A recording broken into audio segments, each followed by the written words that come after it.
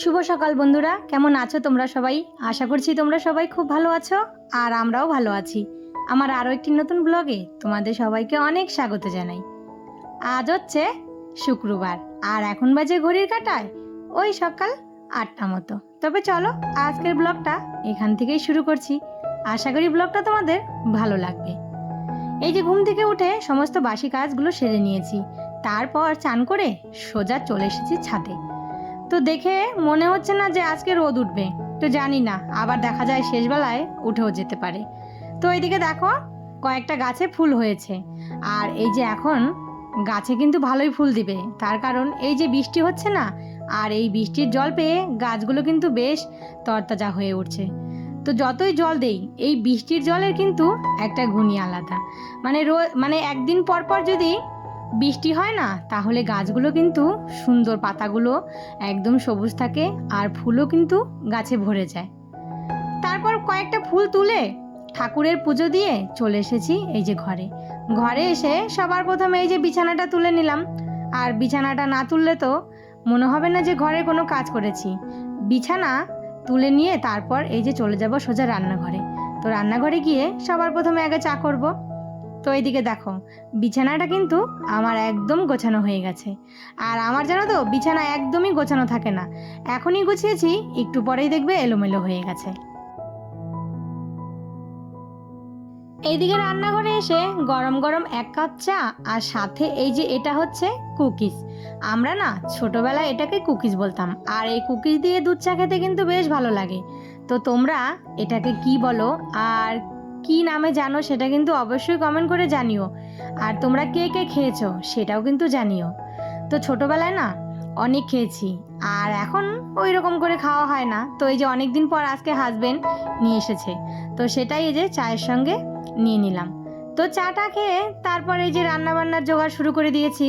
আর এইদিকে দেখো শাক, তারপর ডাঁটা, এগুলো সব কিন্তু আমি বেছে ধুয়ে ফ্রিজে রেখে দিয়েছিলাম। তো এদিকে না এই যে এরকম করে শাক সবজি সব কেটে সুন্দর করে গুছিয়ে রেখে দিলে রান্নাটা কিন্তু তাড়াতাড়ি হয়ে যায়। আর এই যে এখন পাটায় একটু লঙ্কা বেটে নিচ্ছি, আর এই যে লঙ্কাটাও কিন্তু অনেক সময় বেটে আমি ফ্রিজে রেখে দিই। তো এখন অত তাড়াহুড়ো নেই, তার জন্য আর রাখি না। এই যে যখন ছেলেদের স্কুল, তারপরে হাজব্যান্ডের ডিউটি শুরু হয়ে যাবে, তখন কিন্তু আবার সেই সমস্ত কিছু আমাকে এই যে জোগাড় করে রেখে দিতে হবে। তাহলে না ওই সকালবেলা উঠে আমার আর এত তাড়াহুড়ো লাগে না। এইদিকে মাছ ভাজাটা বসিয়ে দিয়েছি, আর এইদিকে ছোট ছেলের খাবার রেডি করতে হবে। সে তো আর মাছের ঝোলও খাবে না, কোনো কিছু খাবে না, তার জন্য একটু ডাল সিদ্ধ দিয়ে দিলেই ব্যাস যথেষ্ট। কোনো সবজিই খেতে চায় না জানো তো, কোনোভাবেই কোনো রকম করে কোনো সবজি আমি ওকে খাওয়াতেই পারি না। তো এই যে একটু মুসুরির ডাল ভালো করে ধুয়ে তারপর একটু লবণ হলুদ আর একটু সর্ষে তেল দিয়েছি, কয়েকটা সিটি দিব, ব্যাস এটা নামিয়ে এটা দিয়ে যদি একটু ঘি দিয়ে ভাত মেখে দেই, সাথে যদি একটা মাছ ভাজাটা সবসময় খেতে চায় না, যদি একটা ডিম সিদ্ধ করে দেই তাহলে কিন্তু সোনামুখ করে খেয়ে নেয়। কিন্তু ওই যে মাছটা সবসময় খেতে চায় না জানো, যখন ইচ্ছে হবে নিজেই চেয়ে খাবে, আর যখন হয়তো খাবে না তো ওকে জোর করেও কেউ খাওয়াতে পারবে না।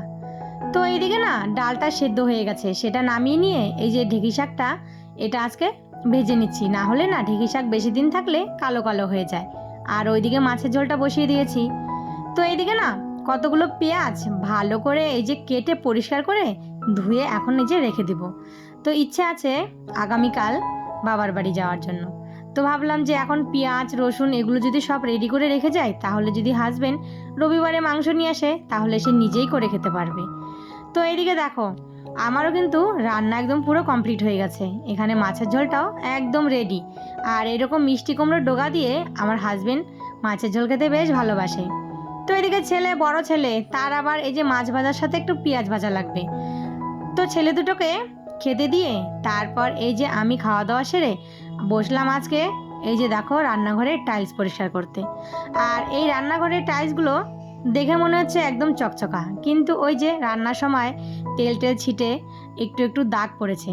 আর যখন রান্না করি সেটা কিন্তু সবসময় পরিষ্কারই করা হয়, তার উপরে ওই যে ওপরটা কিন্তু সবসময় হাতে লাগালে যতটুকু পাই ততটুকুই কিন্তু রোজই পরিষ্কার করি। তো এইদিকে না ঘরে রান্নাঘরে চিমনি নেই। চিমনি না থাকলে তুমি যতই রোজ পরিষ্কার করো ততই কিন্তু একটু না একটু তেল চিটে পড়বেই। তার জন্য এই যে ভালো করে স্কচব্রাইট দিয়ে আগে ঘষে নিয়েছি, তারপর একটা ভিজা কাপড় দিয়ে ঘষে নিচ্ছি। না হলে মনে হবে যে ওই যে দাগগুলো ভালো মতন উঠছে না। এখন একটা শুকনো কাপড় দিয়ে আবারও একটু কিন্তু সুন্দর করে মুছে নিচ্ছি।